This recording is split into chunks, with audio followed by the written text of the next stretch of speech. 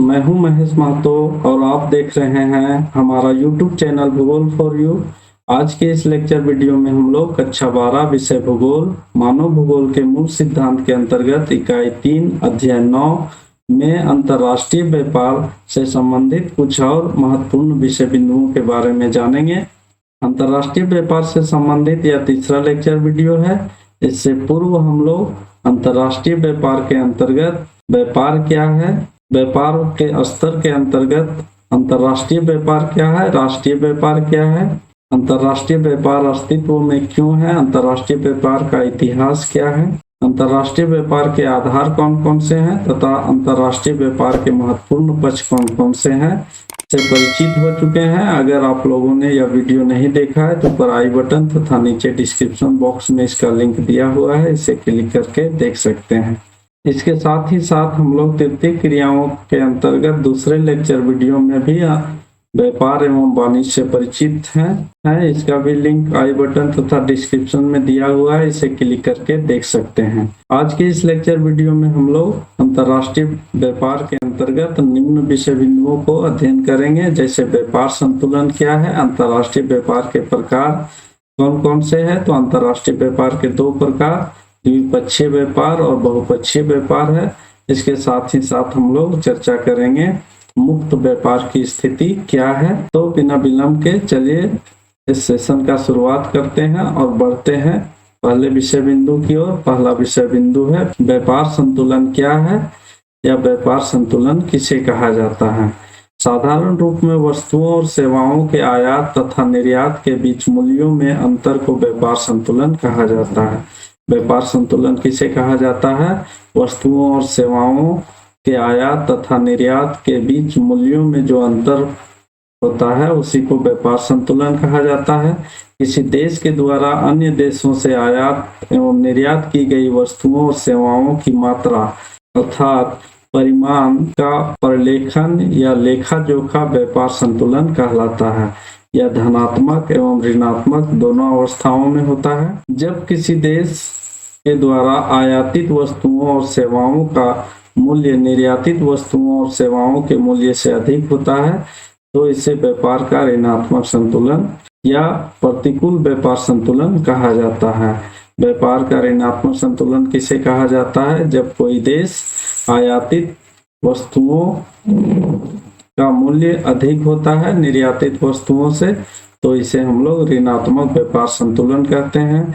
वहीं यदि वस्तुओं और सेवाओं को निर्यातित मूल्य आयातित मूल्य से अधिक होता है तो इसे किसी देश का व्यापार का धनात्मक संतुलन या अनुकूल व्यापार संतुलन कहा जाता है। अनुकूल व्यापार संतुलन या धनात्मक व्यापार संतुलन किसे कहा जाता है?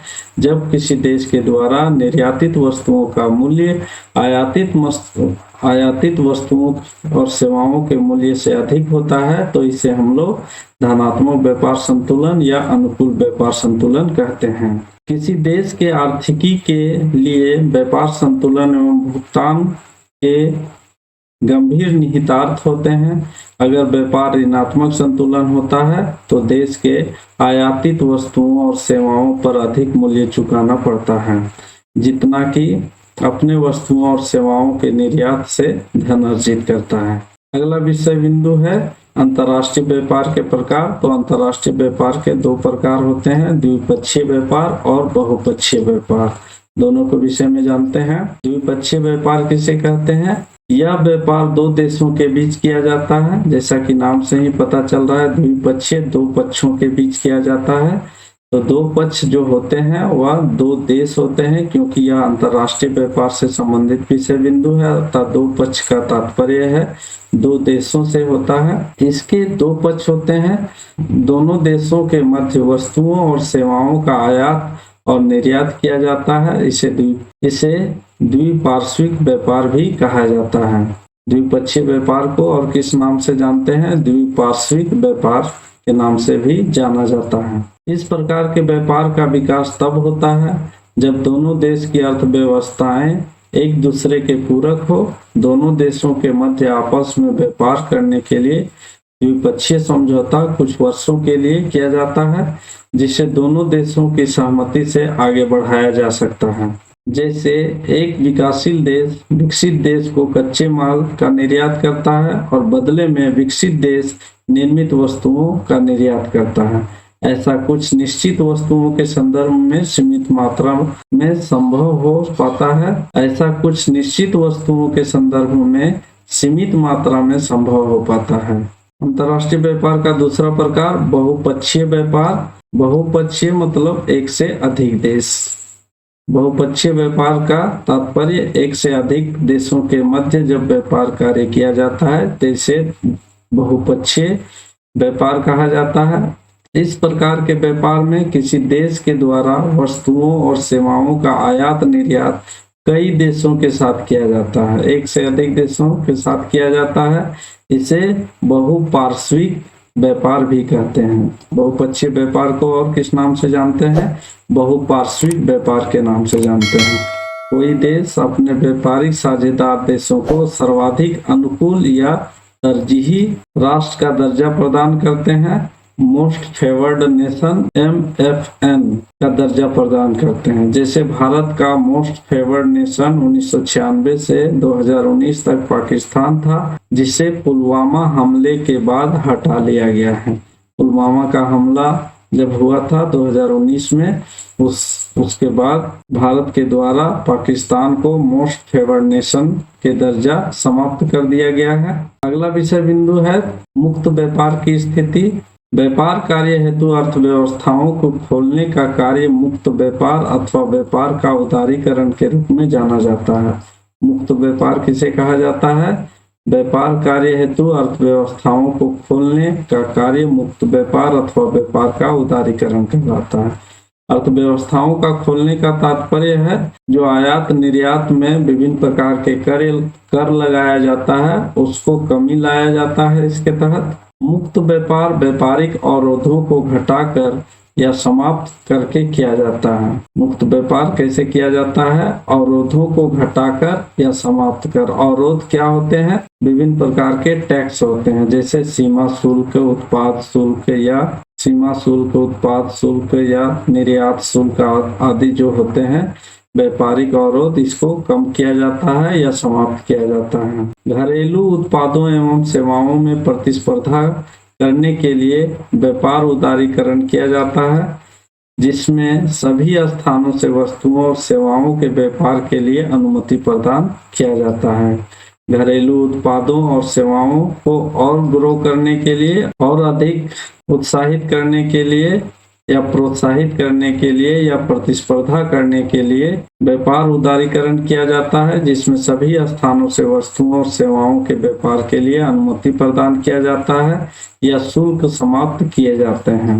भूमंडलीकरण तथा मुक्त व्यापार विकासशील देशों को विकास के समान अवसर प्रदान नहीं करते हैं और इन देशों की अर्थव्यवस्था पर प्रतिकूल प्रभाव पड़ता है। परिवहन तथा संचार में सुधार होने के कारण वस्तुओं और सेवाओं को शीघ्रता से दूरस्थ क्षेत्रों तक पहुंचाया जा सकता है, किंतु मुक्त व्यापार को केवल विकसित देशों के हित में ही काम नहीं करना चाहिए, बल्कि विकासशील देशों के बाजार की सुरक्षा करके उनके आर्थिक विकास का भी ध्यान में रखना चाहिए। विकासशील देशों को डंप की गई वस्तुओं से भी सतर्क रहने की आवश्यकता होती है, क्योंकि डंप की गई सस्ते मूल्य की वस्तुओं घरेलू उत्पादों को हानि पहुंचा सकती हैं। डंप करना क्या होता है? लागत की दृष्टि से नहीं वरन भिन्न भिन्न कारणों से अलग अलग कीमत के वस्तुओं को दो देशों के विक्रय करने की प्रथा को डंप कहा जाता है। डंप करना कहा जाता है। डंप करना किसे कहा जाता है? लागत की दृष्टि से नहीं वरन भिन्न भिन्न कारणों से अलग अलग कीमत की वस्तु को दो देशों में विक्रय करने की प्रथा डंप करना कहलाता है। तो दोस्तों, हम लोग अंतर्राष्ट्रीय व्यापार के इस तीसरे लेक्चर वीडियो में 3 महत्वपूर्ण विषय बिंदुओं, अंतर्राष्ट्रीय व्यापार से संबंधित 3 महत्वपूर्ण विषय बिंदुओं के बारे में जानकारी प्राप्त की, जिसमें पहला था व्यापार संतुलन क्या है, अंतर्राष्ट्रीय व्यापार के प्रकार कौन कौन से हैं, 2 प्रकार के देखे थे, अंतर्राष्ट्रीय व्यापार, द्विपार्श्विक व्यापार और बहुपार्श्विक व्यापार या द्विपक्षीय व्यापार या बहुपक्षीय व्यापार।